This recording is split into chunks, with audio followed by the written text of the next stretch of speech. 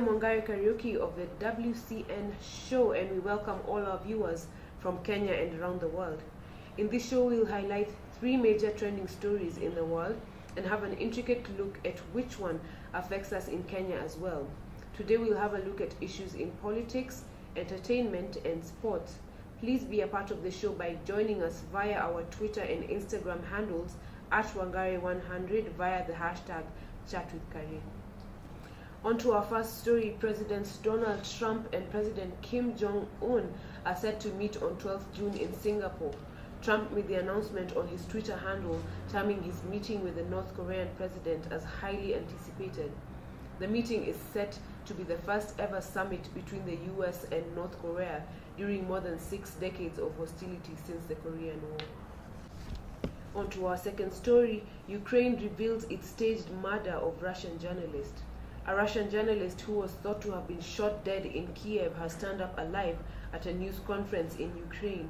The man, who goes by the name Arkady Bachenko, emerged at a police conference on Wednesday afternoon in front of journalists who had been expecting updates on the investigation into his murder.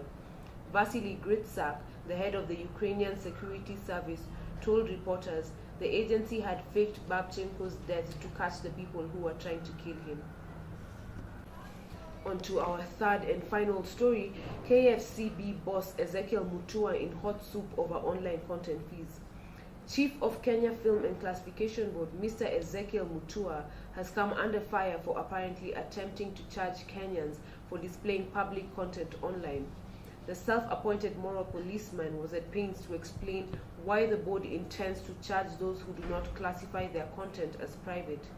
Nairobi Senator Johnson Sakaja called out KFCB, saying such a move would deny jobs for youth in the creative industry. State House Secretary of Digital Innovations and Diaspora Communications, Dennis Itumbi, questions whether Kenyans have to pay license fees for films recorded on phones. On the ground, I have my correspondent Rene Oswere, who is going to give his opinion on this topic. On the area of social media and its influence on businesses, Rene, talk to us.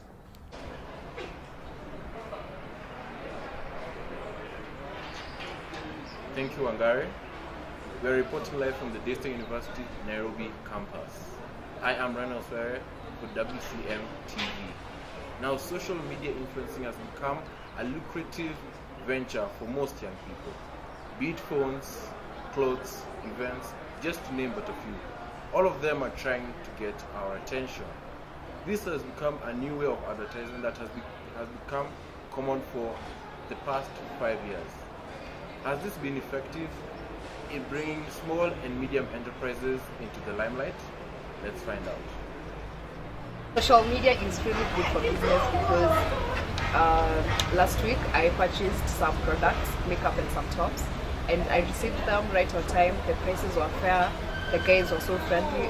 It's making business grow. I like it. So what I think about social media and business, I think it's a good idea, but again, I've not had a good experience, mostly on Instagram, because those pages that sell stuff, they tend to advertise things that are not of quality. So when you buy something and then they come to you, you find that they are of low quality. So for me, I've not had a good experience with Instagram businesses.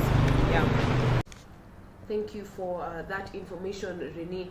Now, in our Twitter handle, we can see that at Joan Musundi says thrift shopping is very convenient, and can get a whole wardrobe with very few shillings. Thank you, Joan, for your tweet. Let's keep talking at Wangari100 via Chat with Kari. Now that we have seen what the different views are on the ground, let's open our panel discussions. Today, I have 3 panelists with me today. Welcome. Now, what do you think about this topic? I think that social media is really important when it comes to business because it just makes things a lot easier. It's easier to communicate with people, it's easier to sell your things. You don't have to have like a physical location. For instance, I have an online store where I sell different things like clothes, for example. And so you're able to put up pictures of the clothes and people see it and you can tell the size. And if they like it, they contact you and they're able to buy it. It's easy. They pay through mobile banking. And it's the hustle is just reduced, and so you don't really have to meet up somewhere. You don't have to go somewhere to a physical shop and actually look for things. I think that social media is actually the future of marketing and business, basically. It's just a lot more convenient, and I think that it's important at this time.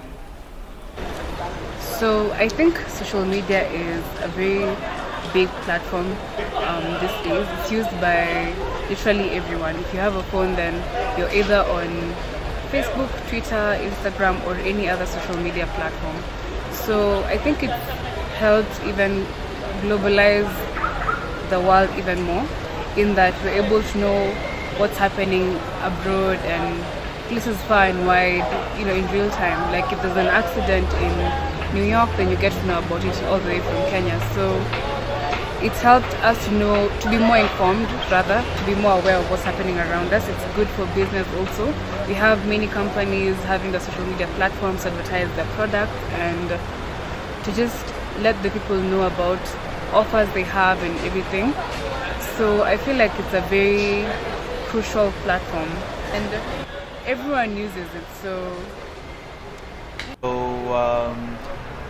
whether if social media has an impact when it comes to business, I really do think that to some extent it has, because these days you don't have to meet up with your buyers physically for you to actually transact anything. And given for example, when I create content online, I usually don't create content then move around in CDs trying to get people to buy the CDs and sample it. No, I simply go online. I surround myself with people of the same ideology and the same idea, and when you surround yourself with such a people, that's what we call building your market base. So the minute you do that, it's way easier for you to pitch your ideas, market your merchandise, and sell your skills to them, just because you surrounded yourself with people of the same wavelength of thinking. So that's how online works. And okay, do I have any favorites between the apps that are there? I would say no, because why is it a no? Because on Twitter you have your own distinctive way of going for things. You can choose to have maybe say people who are popular on Twitter actually market your merchandise. If they tweet about it to maybe let's say 1.2 million followers, people will get to see it, people will get to just know about it. Technically, even if it's not just boom, here, buy, it's good. It's more of if people consistently see something, it's usually at the back of their minds. So for things like Instagram, you can just give it a more resounding image as to what your product is all about. You post comments and photos of satisfied customers. Usually, and okay, let me just go to the old school sort of app these days, Facebook. It might not sound as relevant today, but to some extent, Facebook still has feeds, it still has a certain amount of command within the social media world as far as business is concerned. And anytime you have a business that doesn't have an online presence, it really sucks and it really doesn't help. And in a way, yes, social media really is determining how things come out in business. So still going through our Twitter handle, let's keep talking. At Sarah Semo 3 says, I think social media and businesses go hand in hand, especially when it comes to shopping, which is my go-to. Well, keep the tweets coming. Remember, it is at Wangari100 via the hashtag #ChatWithKari. Thank you for tuning to the W.C.N show today. Unfortunately, it is time to wrap up the show today. Until next time, I am your host, Wangari Kariuki.